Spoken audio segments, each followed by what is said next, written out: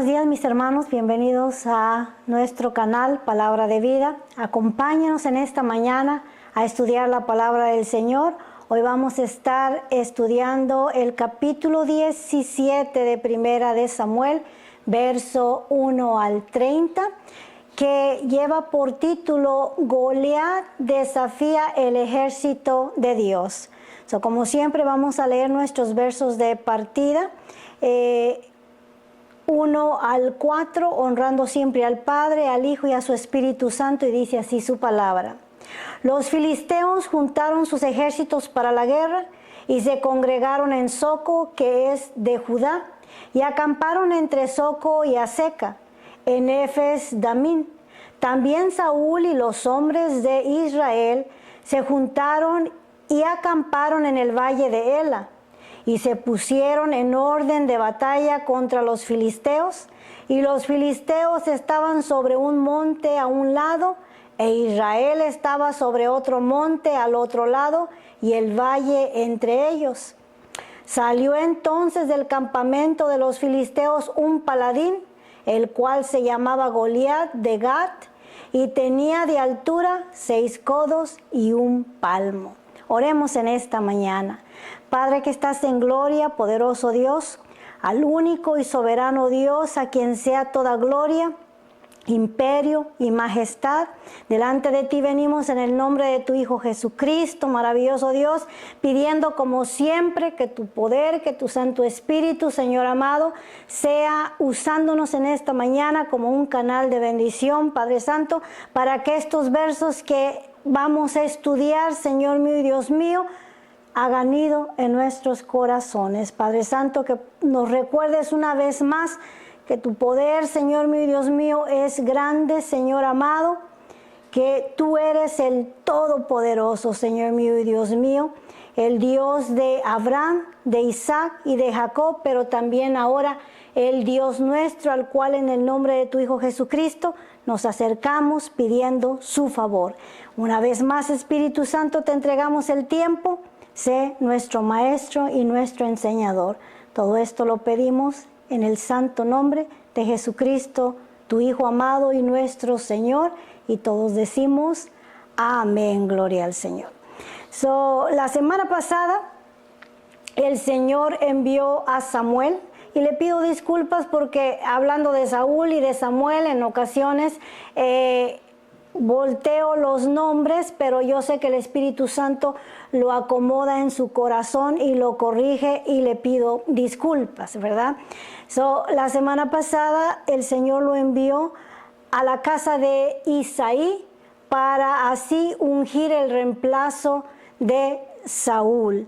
Y sabemos, ¿verdad?, que Samuel se equivocó mirando con sus ojos naturales lo que muchas veces nosotros miramos, ¿verdad? Porque Dios mira el corazón, nosotros miramos lo de afuera. Y él, al mirar al primogénito de Isaí, viendo su altura, su porte, dijo, este es el que el Señor ha escogido por candidato. Pero el Señor le dijo, no te equivoques, Samuel, este no es el que yo he escogido. Y así desfilaron los 7 hijos de Isaí delante de Samuel, pero ninguno de ellos era el seleccionado de parte del Señor. Ahora, no podemos culpar a Samuel de haberse equivocado al mirar al más grande, al más fuerte, al más guapo, porque muchas veces también nosotros nos hemos equivocado. Hemos menospreciado a ciertas personas simple y sencillamente por la apariencia. Por la apariencia nosotros hemos juzgado y hemos dicho, esa persona es muy santa, esa persona es muy sabia, esa persona es muy pobre o esa persona es muy ignorante. Y hemos pecado también nosotros delante del Señor al mirar la apariencia de los hombres, ¿verdad? Así es que también en esa ocasión Samuel miró con sus ojos naturales, pero el Señor lo corrigió y le dijo, Samuel, yo no veo como miran los hombres, yo miro los corazones. Y el Señor estaba buscando a un hombre conforme el corazón de Jehová. Y ese hombre era David, y el Señor no lo escogió por perfecto, sino lo escogió porque su corazón en verdad andaba tras las cosas de Dios, ¿verdad? Tenía un entero y completo respeto y confianza en el Dios Todopoderoso.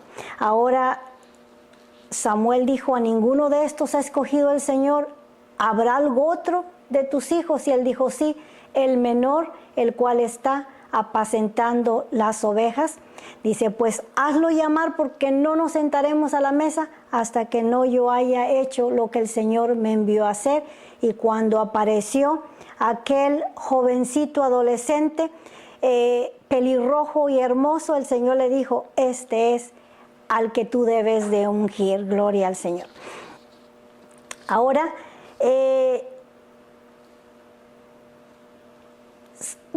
David, iba a decir Saúl, David fue ungido como rey de Israel, y esto tiene su analogía para nosotros, ¿verdad? Aunque David fue escogido y ungido por Dios como el rey de Israel, y también David tenía el respaldo del Señor. De cualquier forma, Saúl seguía en el trono. Y vamos a notar en los siguientes capítulos que Saúl va a hacer todo lo posible por mantenerse en el trono, ¿verdad? Y de igual manera, haciendo la analogía, también Jesucristo fue ungido como el Rey de Reyes y el Señor de Señores. Jesucristo destronó al enemigo en la cruz del Calvario, pero de igual manera podemos mirar que todavía sigue el diablo en el trono. Sigue haciendo lo mismo que Saúl. No quiere desocupar el trono que ya no le pertenece por derecho. Nuestro Señor Jesucristo se lo ganó hace más de 2000 años en la cruz del Calvario, y Él es el Rey y el que tiene el derecho al trono. Y un día no muy lejano, Jesucristo vendrá como Rey de Reyes y Señor de Señores y reclamará lo que le pertenece. Por ahora, cada uno de nosotros tenemos que hacer esa decisión individual de seguir a Jesucristo y creer en el sacrificio que Él hizo por nuestros pecados. De esa manera nosotros estamos siendo trasladados de las tinieblas a su luz admirable, del reino del enemigo al reino de nuestro Señor Jesucristo, el cual Él ya pagó en la cruz del Calvario.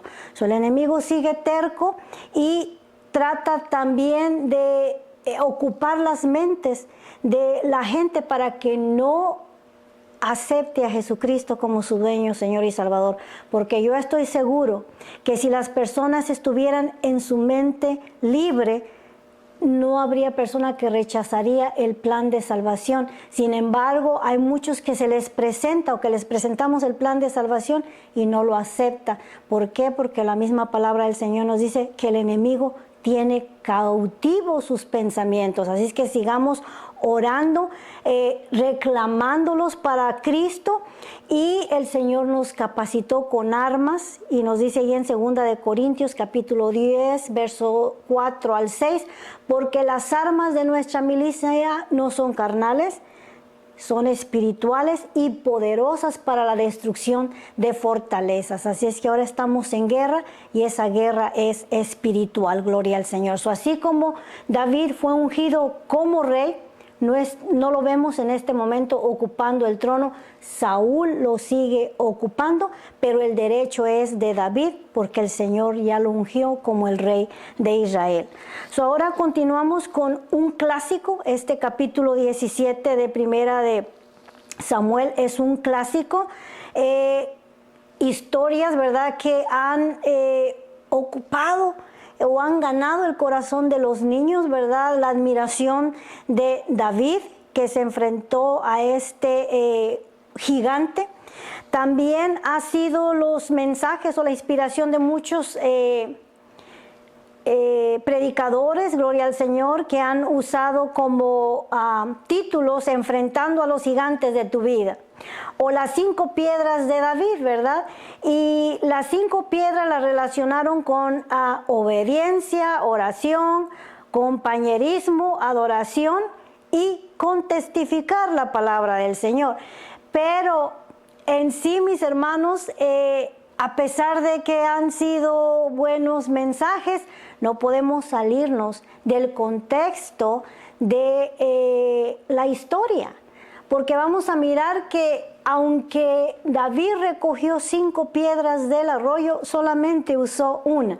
Entonces ahí descalifica todas esas títulos que le han dado o significado a las 5 piedras. So, tenemos que tener cuidado, mis hermanos, que aun cuando queremos traer un mensaje, no nos podemos salir de la palabra del Señor. So, vamos a estudiar en esta mañana como el Espíritu Santo nos lo da, a peso neto, la palabra del Señor, con sus comentarios solamente. Gloria a Dios. Dice: los filisteos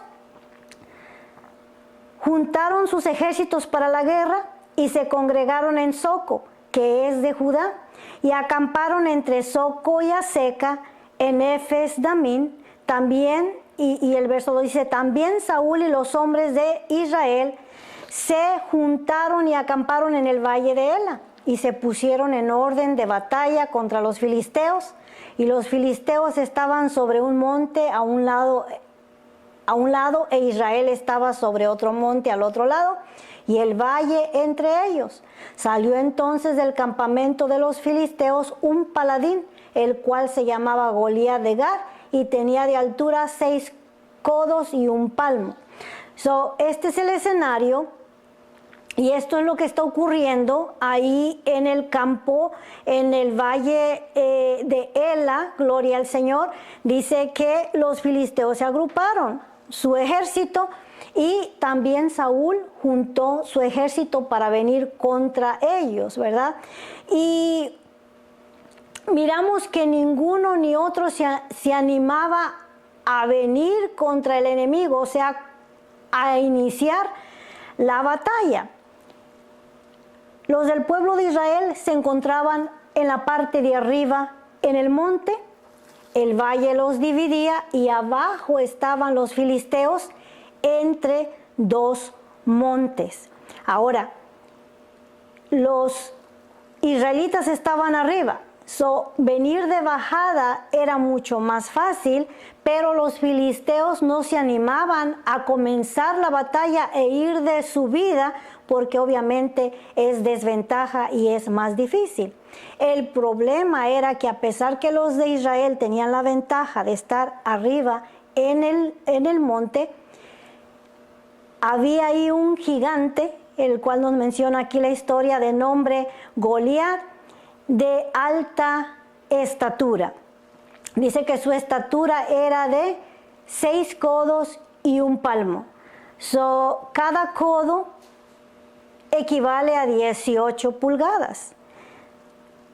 Un pie equivale a 12 pulgadas, por lo cual podemos ver que medía 9 pies, y un palmo es lo que mide de su dedo meñique al pulgar, ¿verdad? Son 6 pulgadas. Medía exactamente 9 pies y 6 pulgadas. Está alto. Un candidato, podemos decir, para basquetbolista. Él hubiera podido jugar en uno de los equipos y anotar simple y sencillamente con levantar su mano. Pero lo miramos que no llevó esa carrera, sino que está ahí como soldado del ejército de los filisteos. Dice: y traía un casco. Ahora describe la apariencia de este gigante, y dice: y traía un casco de bronce en su cabeza, y llevaba una cota de malla, y era el peso de la cota 5,000 ciclos de bronce. Ya sabemos para qué sirve el casco. Vamos a hablar de la cota. La cota o la malla que llevaba venía pegada del casco y bajaba sobre su cuello, tejida de acero, dice ahí, de bronce, y el peso de esta malla era más o menos de 150 libras, algo extremadamente pesado. Dice: y la lanza que él también traía con él, el peso de la cuota de 1,000 ciclos de bronce, 5,000 ciclos de bronce, perdón, equivaliendo a 150 libras. Podemos mirar que en realidad el traje que traía no era muy conveniente para pelear, un poco pesado y un poco estorboso. Dice el verso 6, sobre sus piernas traía grebas de bronce y jabalina de bronce entre sus hombros.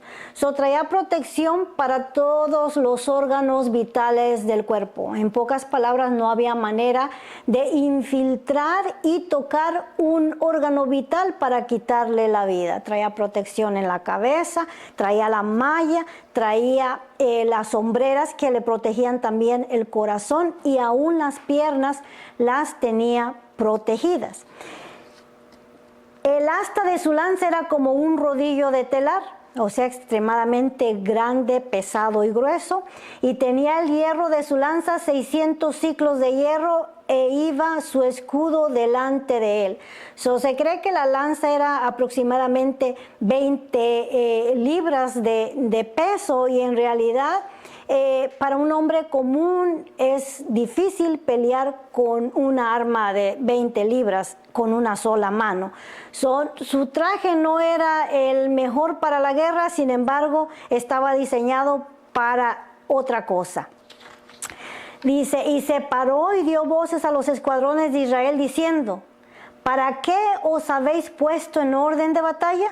¿No soy yo el filisteo y vosotros los siervos de Saúl? Escoged entre vosotros un hombre que venga contra mí. Si él pudiere pelear conmigo y me venciere, nosotros seremos vuestros siervos, y si yo pudiere más que él y lo venciere, vosotros seréis nuestros siervos y nos serviréis. Añadió el filisteo, hoy yo he desafiado al campamento de Israel, dadme un hombre que pelee conmigo. Los que han ido a Israel, ¿verdad?, pueden imaginarse más o menos el escenario, el valle de Ela, el cual tenía un arroyo que pasaba por la parte de atrás de aquel valle, y este arroyo estaba lleno de piedras lisas. Ahora, la gente que visita al valle de Ela ha tomado esas piedras para llevárselas como recuerdo, y ahora hacen falta las piedras para suplir las necesidades de los turistas. Llega de vez en cuando un volteo y vacía nuevas piedritas lisas para que la gente se entretenga llevándoselas como recuerdo. Este es el escenario que está ocurriendo ahí: dos ejércitos, el ejército filisteo y un paladín, que quiere decir caballero que en la guerra se distinguía por sus hazañas valientes. Aquí miramos, ¿verdad?, que está mostrando valor este soldado. Ahora, como dijimos, Israel tenía la ventaja sobre los filisteos porque estaba en la parte de arriba. Es más fácil desde arriba lanzar piedras al enemigo, o es más fácil correr de bajada que pelear de subida. Pero como dije al principio, el problema no era el territorio tanto, sino el gigante que estaba ahí desafiando al pueblo de Israel, y ninguno se enfrentaba por ese problema. Este Goliat estaba haciéndoles una propuesta: el ganador se lo lleva todo. Y en lo personal, a mí me parece la propuesta de Goliat algo bueno. ¿Por qué sacrificar tanta gente en la batalla cuando dos hombres pueden resolver la victoria en el ring? En la guerra de Rusia contra Ucrania, los dos Vladimires deberían de meterse al ring y resolver el problema, en vez de tanta casualidad o tanta muerte que ha ocurrido. En sí, este Goliat está pensando con cordura, pero claro que obviamente su estatura lleva la ventaja contra los hombres de Israel, aunque sabemos que Saúl también era un hombre de una estatura de más de 6 pies. pero siempre el gigante le llevaba 3 pies más de alto. Les decía, gigante, manden su campeón contra mí y ustedes escojan quién es el que se va a enfrentar contra mí. Y esta era la rutina de todos los días, ¿verdad? Ahora, si examinamos su vestimenta, su traje era simple y sencillamente para infundir temor, para intimidar al pueblo de Israel, porque en realidad yo le aseguro que le costaba con esas libras que llevaba encima, en realidad moverse. Pero lo estaba logrando. El traje estaba sirviendo el propósito por el cual él se lo ponía, porque el pueblo de Israel estaba asustado, estaba temeroso. Dice el verso 11, oyendo Saúl y todo Israel estas palabras del filisteo, se turbaron y tuvieron gran temor, ¿verdad?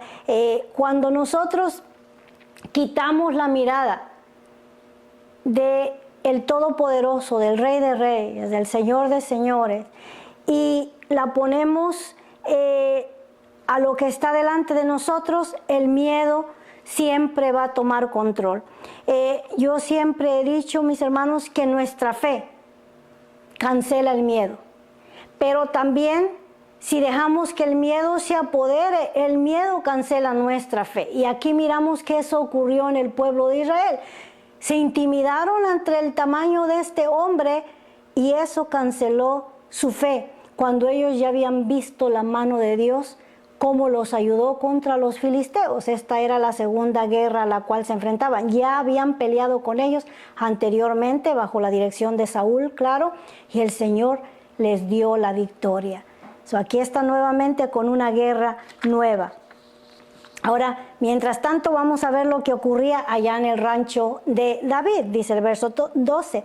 Y David era hijo de aquel hombre efrateo de Belén de Judá, cuyo nombre era Isaí, el cual tenía 8 hijos, y en el tiempo de Saúl este hombre era viejo y de gran edad entre los hombres, o también a Isaí le habían caído los años como a todos nosotros, dice el verso 13, y los 3 hijos mayores de Isaí habían ido para seguir a Saúl a la guerra. Los 3 hijos mayores se enlistaron en el ejército de Saúl y se encontraban allá peleando en guerra. Dice, y los hombres de sus 3 hijos que habían ido a la guerra eran Eliab, el primogénito, el segundo Abinadab y el tercero Shama. 3 de ellos habían ido a la guerra y 5 de ellos se habían quedado ahí con su padre en el rancho. Y David era el menor. Siguieron pues los 3 mayores a Saúl, pero David había ido y vuelto, dejando a Saúl para apacentar las ovejas de su padre en Belén. Cuando dice que David había ido y había vuelto, él se está refiriendo aquí el verso que David había ido a ministrar. Recordamos que a Saúl le vino un mal espíritu que lo atormentaba y los criados le sugirieron a Saúl que buscara una persona diestra en tocar un instrumento para que cuando esta persona tocara, el espíritu malo que le atormentaba se alejara de Saúl y le diera paz y le diera descanso. Esta persona fue David. David había ya ido a ministrar y había tocado delante de Saúl y había regresado de nuevo a su casa, a su tarea. Este joven era un pastor de ovejas y esta ha sido una carrera de muchos jovencitos yendo ahora a Israel. Aún los podemos mirar en las montañas apacentando sus chivitas o apacentando sus ovejas. Ahí estaba este joven David que había regresado del palacio o la casa del rey para continuar apacentando sus ovejas mientras Saúl estaba en la guerra. Verso 16 dice, venía pues aquel filisteo por la mañana y por la tarde, y así lo hizo durante 40 días. Regresamos de nuevo al campamento de los filisteos, ¿verdad? Y se nos dice que el show de Goliat había durado 40 días. Esto ya se estaba poniendo medio monótono, la misma rutina. Salía el gigante, los intimidaba en la mañana, en la tarde volvía a ponerse el traje y volvía a salir a intimidarlos en la tarde. Y esto ocurrió por 40 días. Y dijo Isaí a David su hijo: toma ahora para sus hermanos una efa de este grano tostado y estos 10 panes y llévalo pronto al campamento a tus hermanos. Y estos 10 quesos de leche los llevarás al jefe de los 1000 y mira si tus hermanos están buenos y toma prendas de ellos, ¿verdad? Aquí miramos a los padres de estos 3 jóvenes preocupados, ¿verdad? ¿Será que nuestros hijos comen? Llévales ropa limpia, llévales cobijas y asegúrate de que tus hermanos estén bien allá donde están, ¿verdad? Porque al irse a la guerra no era para regresar a casa, era para quedarse y estar listos para el combate. Y sabemos que no es casualidad. De alguna manera el Señor tenía que llevar a David a donde estaban sus hermanos listos para pelear y para que él pudiera contemplar la escena que se estaba dando en aquel lugar, ¿verdad? Y Saúl y ellos y todos, verso 19, y Saúl y ellos y todos los de Israel estaban en el valle de Ela, peleando contra los filisteos. Se levantó pues David de mañana y dejando las ovejas al cuidado de un guarda, se fue con su carga como Isaí le había mandado. Y llegó al campamento cuando el ejército salía en orden de batalla y daba el grito de combate y se pusieron en orden de batalla Israel y los filisteos, ejército frente a ejército. No fue casualidad que David mirara lo que estaba ocurriendo en aquel lugar. Ahí estaban como todos los días, enfrentándose, poniéndose en línea, listos para la batalla, pero el pleito que tenían era simple y sencillamente de palabras, ofendiéndose un ejército al otro o intimidándose, ¿verdad? Siendo intimidados por los filisteos, porque en sí no se daba la guerra, nada pasaba. Solo se gritaban gritos de combate para intimidarse uno al otro, pero no se daba la guerra. David llegó y no sabía lo que ocurría entre sí.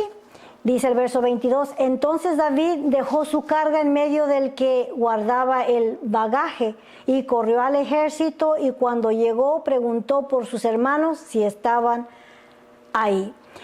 Llegó en su carreta y la dejó junto donde estaba todo el demás equipaje de los soldados y los caballos y lo que ellos tenían para la guerra, y su apuración era encontrar a sus hermanos, ¿verdad? Ahí estaban intimidándose uno al otro. Y dice el verso 23, mientras él hablaba con ellos, he aquí que aquel paladín que se ponía en medio de los 2 campamentos, que se llamaba Goliat, el filisteo de Gad, salió de entre las filas de los filisteos y habló las mismas palabras y las oyó David. Una vez más, ya se sabía sus párrafos que les iba a decir, desfilaba en medio de los ejércitos para que lo miraran y preguntando quién era el que se iba a enfrentar a él aquel día, si no había nadie que lo retara, ¿verdad? Él estaba listo para enfrentarse al que se decidiera a pelear contra él. Y